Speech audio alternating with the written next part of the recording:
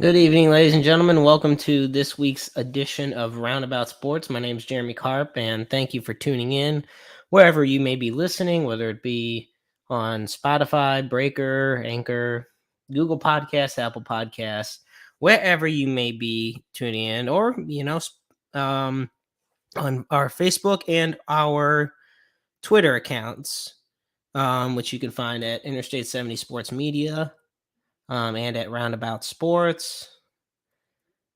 Tonight's episode is definitely going to be a lot more somber, different.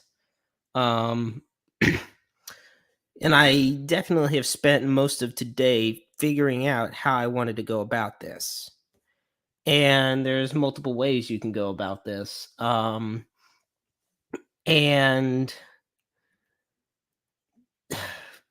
because we were gonna have another big show, and next week, we got a guest already lined up for next week, maybe more. Actually, we got multiple shows lined up for next week, but tonight it's so different because of the events of yesterday. And for those that may not even know what did happen yesterday, well, first, I'm absolutely surprised, but if you don't know by chance, um, yesterday in Uvalde, Texas, an 18-year-old named Salvador Ramos opened fire at Robb Elementary School and killed 19 children and two teachers. And 17 others were, or I guess you can say are, still injured. Um, and it just, and eventually he was killed by police. He had also shot and wounded his 66-year-old grandmother. And the thing of it is, this is obviously, as far as death tolls concerned, this is the third deadliest after the Virginia Tech shooting in 2007 and then the Sandy Hook Elementary School shooting in 2012. And it's the deadliest shooting in the history of Texas. Um, and these kids that were just brutally killed, murdered, they're second through fourth graders. um Two of them two of them died upon arriving at the Uvalde Memorial Hospital. And there was several other victims taken to University Hospital in San Antonio. um and two officers were also injured. They were struck by bullets from the killer, but they thankfully have had no serious injuries. Um, Meanwhile, Uvalde is a very small town, maybe about 15-20,000, whereas, I mean, it's not too far away from San Antonio and Austin, where hundreds of thousands of people live. But the thing with all of this is, this isn't the first shooting. And I woke up this morning and I saw a lot of my friends, like, on social media, who were posting, a lot of them who are parents, and they literally were saying they were afraid to drop their kids off at school. They were afraid to put their kids on the school bus. One of my good friends is a high school teacher, and she said even high school students were asking about, why would somebody come in and shoot us? And she didn't have an answer. I heard from another friend of mine that, you know, dozens of parents were just lined up outside when they were dropping their kids off, and they were just absolutely heartbroken. Um, and it's not fair at all. I mean, at no point should 9 be considered an end of life age.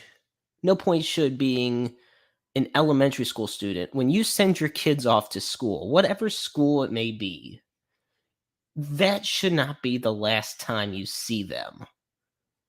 You know, parents sent their kids off and they were just hoping they'd see him in a few hours. Kids wake up in the morning, eat cereal, watch cartoons or TV or something. They're just ready for a good day. Um, a relative of mine had shared a list of school shootings on their social media. I cannot even count how many are on the list because the list is just too long. If I push the space bar on the computer to scroll down the list, it'll be at least 6 or 7 times I have to hit it. That's how long the list is. Um, and it's like I said, tonight's gonna be a lot different show. Um, we don't have a scheduled guest, but we definitely encourage your comments.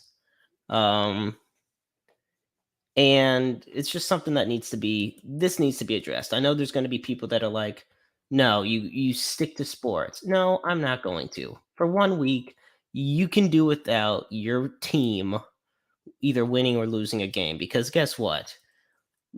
21 people as of now don't get to watch sports anymore. 19 families don't get to spend time with their kids anymore. Um, so quite frankly, I don't give two shits about sports for a second. Um, because for the record, yeah, the Avalanche are ahead of the Blues in the first period, 1-0. I don't care. I love the Blues, but guess what? I value lives more. Call me crazy. Um, so with that, I had mentioned on the Roundabout Sports Facebook page that viewer discretion would be advised because this is not a pleasant topic to talk about.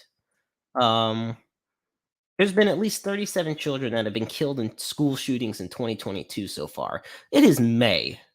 It is literally May 25th, and 37 children have already died. It's twice as dangerous to be a student than a police officer. Now think about that. Police officers, they go out there and put their lives on the line, in the line of duty, knowing that they could get shot or killed some other way. Um when I was in school, I didn't go to school because I'm like, "Oh, maybe I'll get shot." No. We go to school to learn, or play sports, do club activities. Um you would think 23 years ago when Columbine happened, that would have been where things would have at least gotten better, but they've only gotten worse. And I don't know when it'll get better. I can't predict that. All I can say is I know it'll get better once those in Congress get their heads out of their asses. And people will be like, it's not a political issue. It is most definitely a political issue. And I'm not going to spend an entire show ranting about one party or the other because guess what? Everyone's to blame at the end of the day. Everyone is to blame because progress has not been made. I mean, parents send their sons and daughters to school expecting them to return safely home at the end of the day. I can't imagine what the families of these victims are going through. Even Golden State Warriors head coach Steve Kerr yesterday, he went on an outstanding press conference and basically said, we're not going to talk about sports. We're not going to talk about the team because when are we going to do something? Senator Murphy from Connecticut, was on the floor in the Senate, and he made a passion speech. President Biden made a passion speech about this. When is change going to happen? And At some point, we have to stop dividing this country by political parties and understand that we are supposed to be the United States, not the divided states. The only thing that needs to be divided is the state lines, not which laws go where and whatnot. And I will say this though, and you can say this about politicians, or you could say this about, um, yeah, you just say this in general. How about we treat every young man who wants to buy a gun like every woman who wants to get an abortion? Mandatory 48-hour waiting periods, parental permission, a note from the doctor providing he understands what he's about to do, a video he has to watch about the effects of gun violence, and an ultrasound wand up the ass, because why not? Let's close down all but one gun shop in every state and make him travel hundreds of miles, take time off work, which he works his butt off for, stay overnight in just a strange town to get a gun. Make him walk through a gauntlet of people holding photos of loved ones who were shot to death, people who call him a murderer and beg him not to buy a gun. Because guess what? It makes more sense to do this with young men and guns than women with healthcare, right? I mean, what woman got an abortion has killed a room full of people in seconds, right? And like I said, I already know plenty of people are going to be pissed at me. That's fine. I've I'm living in a situation where I'm getting constantly yelled at. So being pissed off is just something that's in the aura of my life. But at the same time, this is where I draw the line. When kids are getting murdered and nothing's being done about it, but a bunch of old ass politicians whining at each other about other things that have no relevance to the situation. That and here's another thing. In 2 days, well, let's see, today's Wednesday, so Thursday, Friday. In 3 days, there's going to be a NRA convention in Texas. Governor Greg Abbott, who is acting like he cares, but in reality doesn't, is saying he's taking it day by day if he's gonna go. He's gonna go. To me, I'm frustrated because this should have ended 23 years ago. This should not Sandy Hook shouldn't have happened. Um even things that weren't school shootings, the Orlando nightclub, the Vegas shooting. There is no reason any of these shootings had to happen.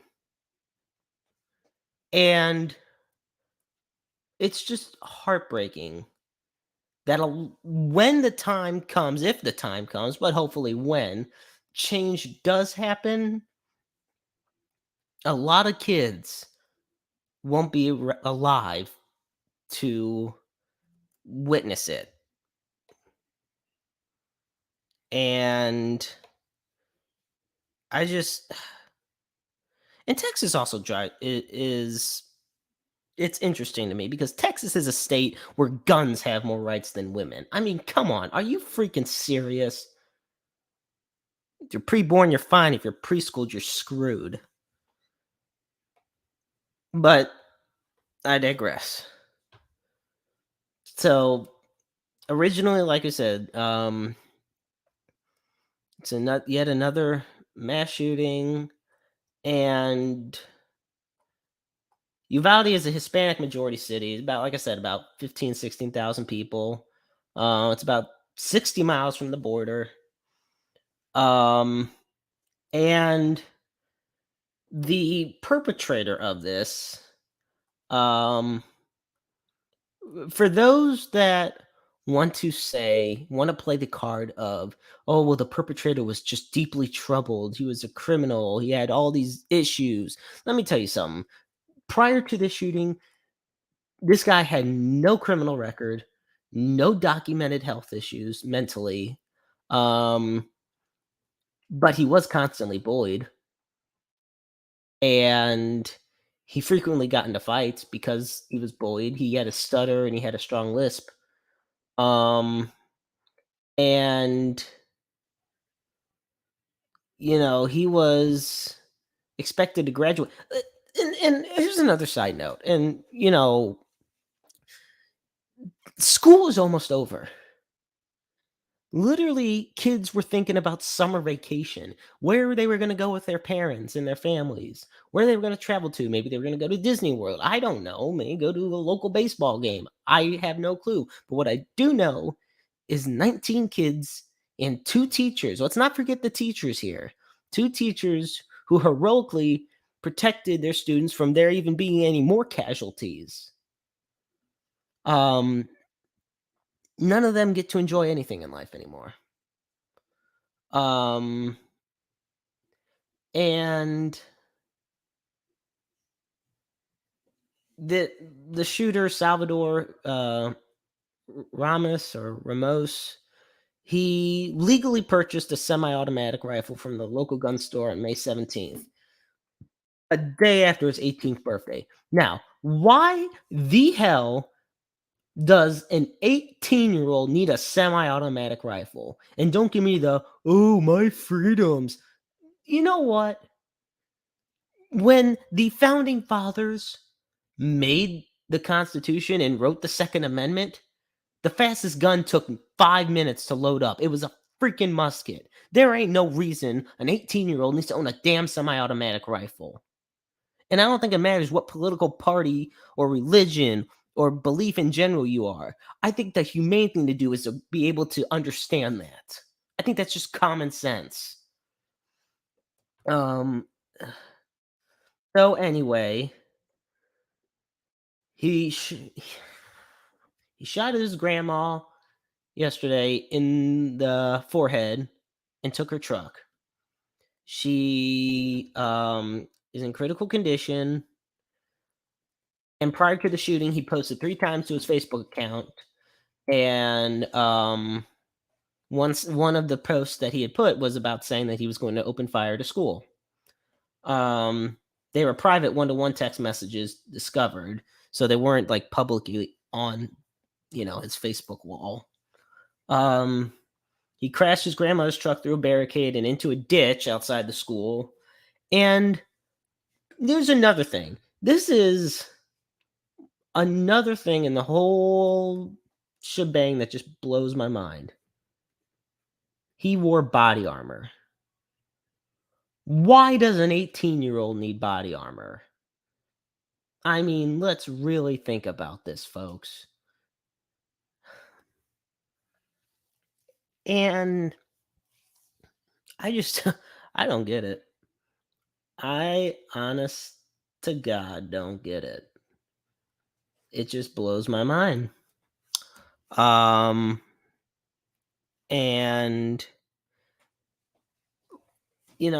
let me just do something quickly.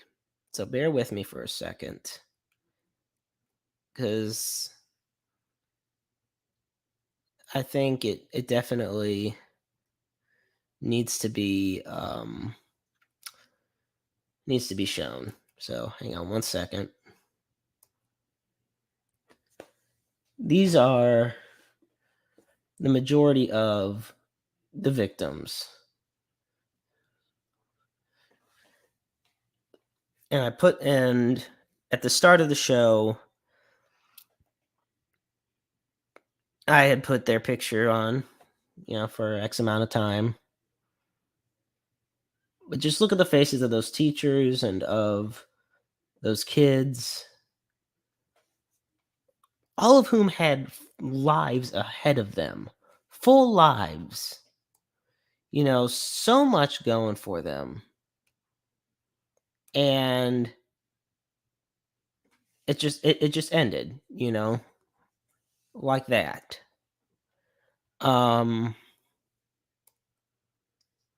And it's he had a gunfight with the border patrol. There was SWAT team. There was all kinds of different like armed forces there. at the school at the time. I just and this is supposed and I'm just telling you right now, for anybody that says this is making me uncomfortable or, like I said, I don't want to talk about this. This is the point. You're not supposed to feel comfortable about 19 people, 19 kids, and 2 teachers getting gunned down in school. This is supposed to be uncomfortable. I'm pushing the limits because somebody needs to. It doesn't matter to me if one person's listening to this or 1,000 or however many. All I know is that something needs to change because this cannot happen again. It just can't. And it's just absolutely infuriating to me. Um, I don't know how to go about it. Like, I will say, um, that it should have ended a long time ago. Um, but here's something else I saw. Um, there was somebody who was this has been a frequent topic of discussion, not just because of this, but years in the making, in the ever never-ending battle of gun control or non-gun control. And people would say, "Well, let's teach teachers to use guns." Okay, let me tell you something. A history teacher goes to school to teach history. Doesn't go there to pop a cap in someone if they think they're suspicious. Okay? They are not armed soldiers. Okay? They're teachers. They're there to teach. They go hundreds of thousands in debt, get no credit or appreciation, and yet you're wanting them to have to learn to use guns now? Are you absolutely out of your damn mind? Teachers are already going through enough hell. They don't need to have to worry about pulling a gun out of their side just in case somebody breaks into the school. Like I said, there is many potential options that can be done. And yes, universal background checks could be one. Increased security at schools could be one. I know there are schools that use metal detectors. I know there is more increased security. Um, and I just don't know. Like, I don't have the direct answer, and that's not my point. My point is to make it clear that we cannot just say thoughts and prayers, call it a day, and say everything's going to be fine because it's not. It's just not. And like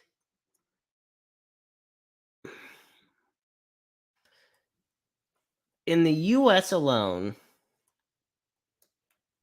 um, in fact, let me get to this once again. Yeah, this year alone, um, there have been approximately well, shoot, I wish I could find it. Okay, here we go. 77 school shootings between the 1st of January to the 17th of May. Now, there is a false report out there that does say there was 288. That is false. But there's been 77 school shootings between January 1st to May 17th. And usually, typically, law enforcement classify an event as a mass shooting if there's at least 4 casualties. Um, and so I don't know. Like I said, this whole thing has just shaken the whole world. Um, and normally, I had thought of how to go about this. Would I do the show? Yeah, I was gonna probably do it anyway, but how was I going to go about it? Um, and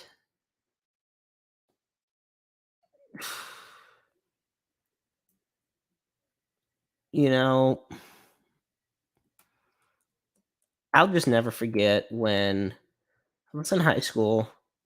I graduated high school in 2013. My birthday's a week from this Saturday. I'll be 27. But anyway, I remember when I was in,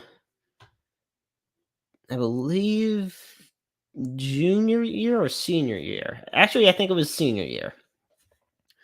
And I was in one of my computer classes, and I'd get in there early, because I just like watch the news or something, see what's going on, get some work done. And all of a sudden, I was watching the news, and all of a sudden, this breaking news came on about a school shooting in Newtown, Connecticut, or Newton, Connecticut.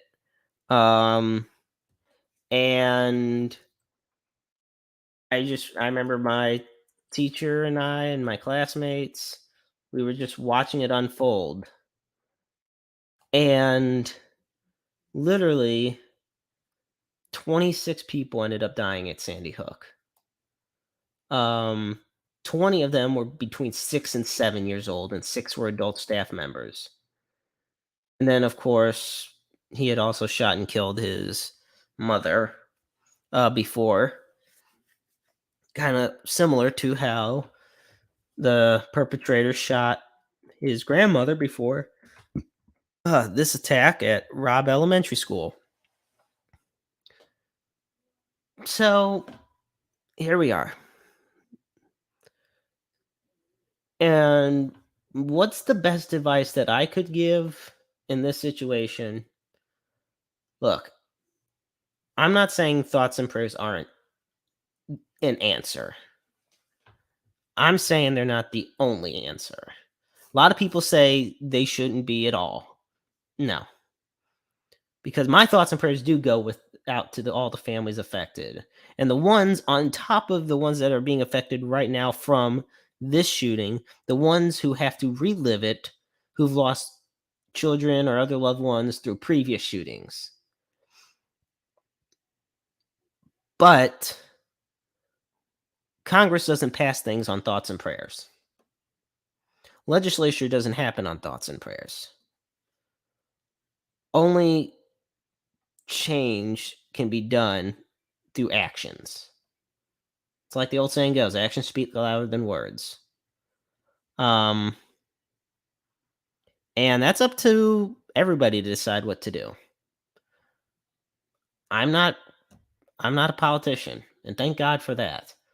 I am totally fine being just this low middle class Jewish podcaster, hoping that his dreams will come true. Working his ass off every chance he can get. I would take that being over being a politician any day of the week. All I know is nine. All I know is 21 people that should still be alive today are no longer with us, and unless we want this to happen again, which I doubt anybody really does,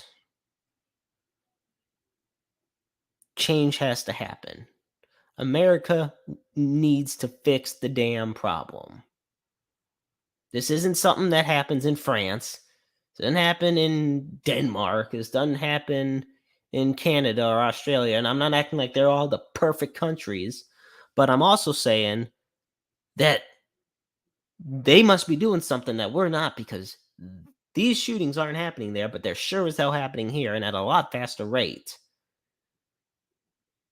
Because I remember Virginia Tech, I remember Parkland, I remember Vegas, I remember the Orlando nightclub shooting. Obviously, like I said earlier in the story, I remember Sandy Hook. I remember, no, obviously, I remember the one yesterday at Robb Elementary. Um, and I remember them still talking about new things out of Columbine. And that happened in 1999 when I was almost 4 years old. Um, and we also have to be careful of who to blame. This is not a time to turn on each other. And this is a time where we all have to understand that everybody in this country plays a part. Anybody that has the power to make change plays a part in change happening or not happening. So it's it's definitely something I did not expect. And one other thing, definitely I've seen the look on the faces of seniors as well, of senior citizens. When they found out, I work in a nursing home, and when they found out about it, I mean, some of them were absolutely crying. And let me tell you, the look on the faces of people that are in their 70s, 80s, and 90s crying because kids that are basically the age of their great grandchildren getting killed. I mean, it's like my mom said it best. Losing a kid is way worse than losing a parent. Losing a parent hurts, but no parent should ever have to bury their kid. And that's happened far too often for far too many people. Um so that's about all I have for unfortunately for this topic. And I just hope that something something changes. Um and I will give a couple sports news given, the fact that with everything going on, can't I guess can go completely without sports. So first, unfortunately, at the end of the first period, the Blues are down one, or I'm sorry, they're down 2-0 to the Colorado Avalanche. And if the Avalanche win tonight, the series is over. They win 4-1, and they go to the Stanley Cup. Or I'm sorry, they don't go to the Stanley Cup. I don't want them to. They go to the Western Conference Finals and face either the winners of the Edmonton and Calgary series. So it's 2-0 Colorado at the end of the first over the St. Louis Blues. A couple other scores we got going on. Oh, look at that. The Cincinnati Reds are actually winning a game right now. They're at the bottom of the seventh, beating Chicago Cubs 4-2. Meanwhile, in the Eastern Conference Finals in basketball, the Boston Celtics are trailing the Miami Heat 15-14, but that game's on I believe ESPN. You can find that, or TNT, I'm sorry. And that's going to go so back and forth, but it's a series that's tied at 2 apiece, so definitely watch out for that. Um, Meanwhile, the Yankees have put their star slugger Giancarlo Stanton on the 10-day injured list because of a calf strain. And the thing of it is, this is the fourth straight year. Now, Stanton is one of the best power hitters in baseball when it comes to power hitting. When it comes to staying healthy, it's absolutely horrible to see. Um, and we got some now this is interesting. We got some poker news here, folks, that came out to me from earlier this afternoon. But a professional poker player was arrested on Wednesday of charges of fraud and money laundering related to a sports betting scheme that brought in more than $25 million from alleged victims. His name's Corey Zeidman of Boca Raton, Florida, faces federal charges of conspiracy to commit wire and mail fraud. And this is part of a scheme that lasted about 17 years. And like I said, netted him $25 million. Jeez. I mean, there comes a point where you're going to get caught. So I don't want to say you should quit while he's ahead, but he probably should have quit while he's ahead. Also, in less scandalous news in sports, Rafael Nadal, the 35-year-old tennis star, has reached 300 career Grand Slam match wins at the French Open. And so he said, quote, "It's important for the world to see the games, the best events in the world with full crowds. That is so important for players." He's of course referring to the fact that for the longest time, tennis, like a lot of other sports, was subject to the pandemic, and so they were not able to have full crowds. So it's nice crowds are back. It really is. Um, but like I said, it's just a very and like I said, normally I'm in a such more upbeat, you know. And I was listening to the radio today, and people were just really, um, you could tell the mood was different. President Joe Biden's ordered all flags at half staff, and like I said, look, sorry if it's not the show that you wanted to see, but I'd like to think this is the show that you needed to see. Um, Now, I also do want to say one more thing before I close. Like I said, without a guest, this has also been probably the shortest episode we've had. I do want to say one other thing. So, this, no matter, we always have these months dedicated to certain things. Um, we always have months dedicated to people of specific culture or a specific religion or a specific cause. And, there's Mental Health Awareness Month. Um, and that actually, believe it or not, is almost over. It's from May 1st to May 31st. And it's been observed in May in the US since 1949. But this is the interesting thing. Um, Mental health is an issue every day. Mental health is something that should not be overlooked ever. And it's something people that are very near and dear to me struggle with mental health issues. I struggle with depression and anxiety on a daily basis. Um, and it's not pleasant. And it's obviously I understand that they have these observed months for all these causes, but I just want people to know that there's more than just one month to where it should get the attention it deserves.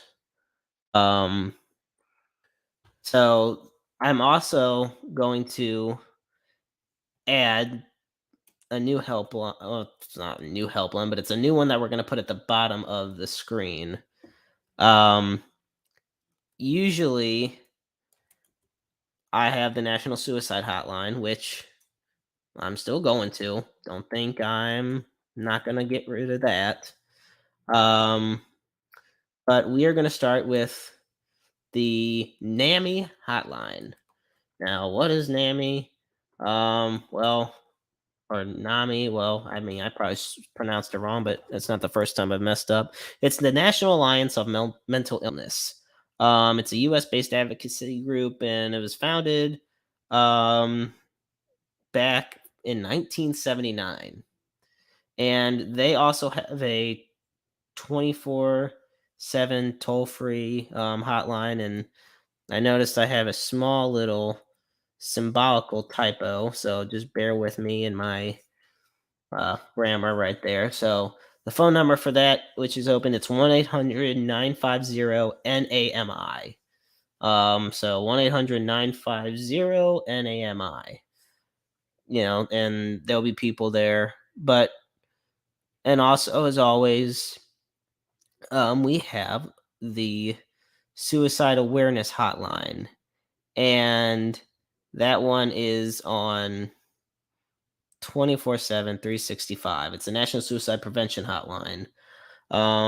It's open 24/7, 365, 366 on leap years. And the phone number is 1-800-273-8255. Uh, and it's instead of realize you're never alone in this world. There's a lot of grieving families that definitely need a lot of love and support right now. Um, I was listening to the radio this afternoon, and "All You Need Is Love" by the Beatles came on. One of my favorite songs. I love it. And honestly, it's as simple as a message as you can get. Um, I know somebody would be like, "Oh, so that means he's gonna play the song?" No, because I don't know, copyrights aren't exactly the kindest in the world. um, but give the song a listen. All You Need Is Love by the Beatles if you haven't heard it already. But with that, I want to thank you all for tuning in. Those who did, and I understand. Just know next week, it'll be a little more back to normal as far as the routine of the show. We already have guests lined up, and we're actually gonna have more than one episode next week. So that's at least as it's the plan. But this is an issue that's not going to go away anytime soon. So don't think that just because we're going back to the old format that this topic is just swept under the rug. It's something that needs to be talked about often until change happens. So with that, I want to thank you all for tuning in to Roundabout Sports tonight. Um, and like I said, you can find us on Facebook, on Twitter, on YouTube. Um, you can also check out Talking Dynasty, which is another flagship show of us, of Interstate 70 Sports Media. And here at Interstate 70 Sports Media, our passions, our profession. So, such an amazing group of hardworking people doing what they love for all of you. And this is all I have to say is to close it out. I just want to thank you all for tuning in. And as always, life is a book full of empty pages just waiting to be written in. Make your lives worth reading. This is Jeremy Karp saying good night.